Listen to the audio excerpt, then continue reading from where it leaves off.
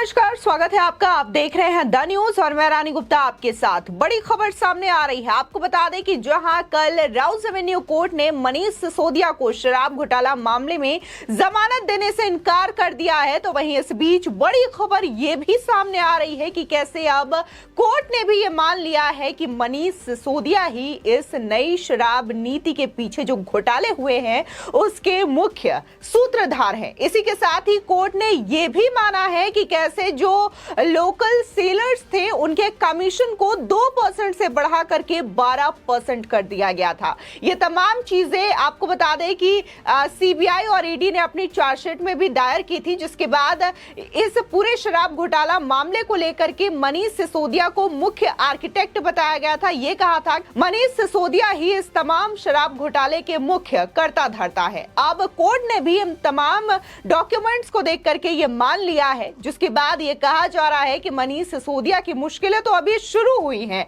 और भी न जाने कितनी ज्यादा परेशानियां इस वक्त मनीष सिसोदिया के सामने खड़ी हैं। देखने को मिला था कि मनीष सिसोदिया के द्वारा ये अपील की गई थी कि उनकी पत्नी बीमार है, हॉस्पिटल में एडमिट है, तो उनको जमानत दे दी जाए, जिसके बाद कोर्ट ने ये कहा कि ये इस जमानत के लिए आधार नहीं हो सकता और इस आधार पर कोर्ट जो है वो जमानत नहीं दे सकती है। बता दें कि कोर्ट ने यह भी कहा कि कैसे मनीष सिसोदिया ने तमाम एविडेंस नष्ट करने के लिए मोबाइल फोन्स को नष्ट किया है और साथ ही कोर्ट ने यह भी कहा है कि अगर ये बाहर जाते हैं तो सबूतों के साथ छेड़छाड़ कर सकते हैं। यानी कि मनीष सिसोदिया अगर जेल से आते हैं तो उनके पास जितने भी सबूत हैं जो कि अब तक ईडी और सीबीआई के हाथ ना लगी हो तो इसको वो नष्ट कर सकते हैं, जिसकी वजह से उन्हें जमानत नहीं मिल रही है। तो इस बीच लगातार मनीष सिसोदिया की भी जो मुश्किलें हैं वो बढ़ी हुई हैं, तो साथ ही अरविंद केजरीवाल की भी मुश्किलें थमने का नाम नहीं ले रही है। बता दें कि सीबीआई ने भी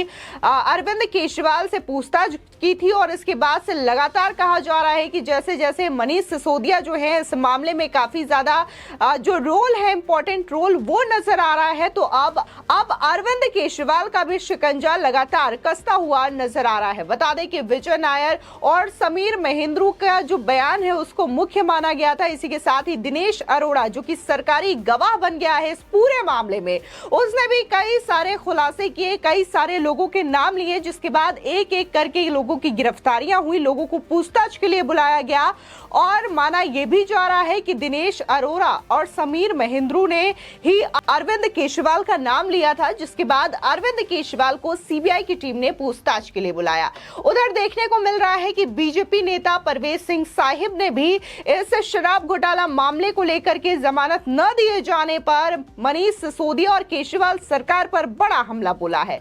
उनका कहना है कि जो जो बातें हम कह रहे थे शराब घोटाले मामले को लेकर के, आज कोर्ट ने भी ये बातें मान ली है कि कैसे मनीष सिसोदिया ही इस पूरे शराब घोटाले के मुख्य कर्ता धर्ता है, मुख्य सूत्रधार है। बता दें कि दिल्ली की राउस एवेन्यू कोर्ट ने शराब घोटाला मामले से संबंधित मनी लॉन्ड्रिंग के मामले में आम आदमी पार्टी के नेता मनीष सिसोदिया की जमानत याचिका शुक्रवार को खारिज कर दी है। बता दें कि स्पेशल जज एम.के. नागपाल ने यह कहते हुए सिसोदिया को राहत देने से इनकार कर दिया कि ये उन्हें जमानत देने के लिए उपयुक्त समय नहीं है। जज ने सिसोदिया की याचिका पर दलीलें सुनने के बाद आदेश सुरक्षित रख लिया था, जिसमें दावा किया गया था कि जांच के लिए उनकी हिरासत की अब आवश्यकता नहीं है। बता दें कि ईडी ने याचिका का विरोध किया था और कहा था कि जांच महत्वपूर्ण चरण में है। कोर्ट ने सिसोदिया को इस मामले का मुख्य सूत्रधार भी बताया है। बता दें कि राउस एवेन्यू कोर्ट ने यह कहा है कि आबकारी नीति में आपराधिक षड्यंत्र का मनीष सिसोदिया आर्किटेक्ट है। प्रॉफिट मार्जिन 12% करने के पीछे मनीष सिसोदिया का दिमाग था। कोर्ट ने यह भी कहा कि सिसोदिया ने ही थोक विक्रेताओं के लिए पात्रता मानदंडों में 100 करोड़ रुपए से बढ़ाकर 500 करोड़ रुपए किया। कोर्ट ने यह भी कहा कि सिसोदिया की पत्नी की खराब सेहत का हवाला जमानत का आधार नहीं हो सकता है। आपको बता दें कि वहीं बीजेपी नेता परवेज साहिब सिंह ने यह कहा कि केजरीवाल सरकार के शराब घोटाले में जिन आरोपों को हम लगा रहे थे, आज वो आरोप कोर्ट ने सच साबित कर दिए। जज साहब ने कहा कि शराब घोटाले के रचनाकार मनीष सिसोदिया सबूत मिटाने को मोबाइल नष्ट किए, होलसेलर्स का कमीशन 2% से बढ़ा करके 12% किया, घोटाले का पैसा गोवा चुनाव में खर्च किया, ये तमाम जो आरोप है लगातार बीजेपी लगा रही थी और इसको लेकर के उन्होंने ही सबसे पहले ये मामला उठाया कि दिल्ली की नई आबकारी नीति के तहत करोड़ों रुपए का घोटाला हुआ, जिसके बाद दिल्ली के एलजी वीके सक्सेना ने इसके जांच के आदेश दिए और जांच में तमाम लोगों के नाम सामने आए, कैसे इस घोटाले को अंजाम दिया गया, जिसके बाद सीबीआई जो है मनीष सिसोदिया तक पहुंची और फिर अरविंद केजरीवाल तक भी सीबीआई की टीम पहुंची थी। पूछताछ के लिए बकायदा हेडक्वार्टर तक बुलाया गया था। बता दें कि वहीं मनीष सिसोदिया की याचिका में यह दावा किया गया कि जांच के लिए उनकी हिरासत की अब आवश्यकता नहीं है। आप नेता लगातार दावा करते रहे कि यह पूरा का पूरा मामला झूठा है और केंद्र सरकार जांच एजेंसी का दुरुपयोग कर रही है। बता दें कि गुरुवार यानी कि 27 अप्रैल को कोर्ट ने सिसोदिया की न्यायिक हिरासत 12 मई तक के लिए बढ़ा दी थी। इससे पहले दिल्ली की अदालत ने सीबीआई की ओर से दर्ज किए गए आबकारी नीति मामले में 31 मार्च को सिसोदिया की जमानत याचिका खारिज कर दी थी। आपको बता दें कि कोर्ट ने यह भी कहा था कि सिसोदिया प्रथम दृष्टया इस मामले में आपराधिक साजिश के सूत्रधार थे और उन्होंने दिल्ली सरकार में अपने और अपने सहयोगियों के लिए लगभग 90 से 100 करोड़ रुपए की अग्रिम रिश्वत के कथित भुगतान से संबंधित आपराधिक साजिश में सबसे महत्वपूर्ण और प्रमुख भूमिका निभाई है। अदालत ने यह भी कहा था कि इस समय सिसोदिया की रिहाई से जांच पर प्रभाव पड़ सकता है और इसकी प्रगति गंभीर रूप से बाधित हो सकती है। दिल्ली आबकारी नीति मामले में सीबीआई ने सिसोदिया को 26 फरवरी को गिरफ्तार किया था। बता दें कि इस पूरी सुनवाई के दौरान जज एम.के. नागपाल की अदालत ने 83 पन्नों के आदेश में यह कहा है कि वो इस आर्थिक अपराध के मामले में आवेदक को जमानत देने के लिए इच्छुक नहीं है, क्योंकि ऐसे मामलों में आम जनता और बड़े पैमाने पर समाज पर गंभीर प्रभाव पड़ता है।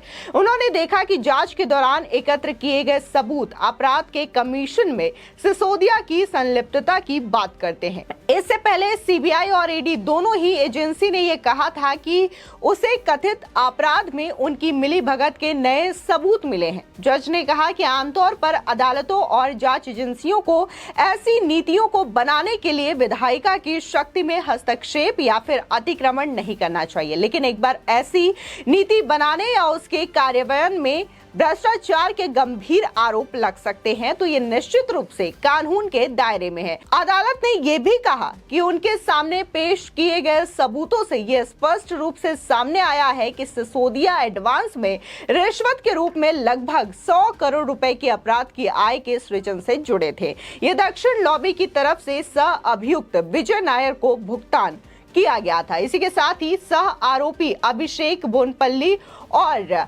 शराब कारोबार में विभिन्न साजिशकर्ताओं और हितधारकों के साथ आयोजित बैठकों में भाग भी ले रहा था। जिस तरीके से ये पूरी सुनवाई कल राउज एवेन्यू कोर्ट में हुई, तो जिस तरीके से पहले से ही चार्जशीट में ये बातें दायर की गई थी कि कैसे नई शराब नीति के तहत मनीष सिसोदिया को जो मुख्य सूत्रधार बताया गया था, तो इसको कोर्ट ने भी माना और ये भी कहा कि कैसे जो कमीशन को 12% बढ़ाया गया था उसमें भी मनीष सिसोदिया का ही दिमाग लगा था। फिलहाल इस खबर को लेकर के आपकी क्या राय है हमारे कमेंट सेक्शन में जरूर बताएं। आगे की और भी अपडेट के लिए चैनल को सब्सक्राइब करना ना भूलें।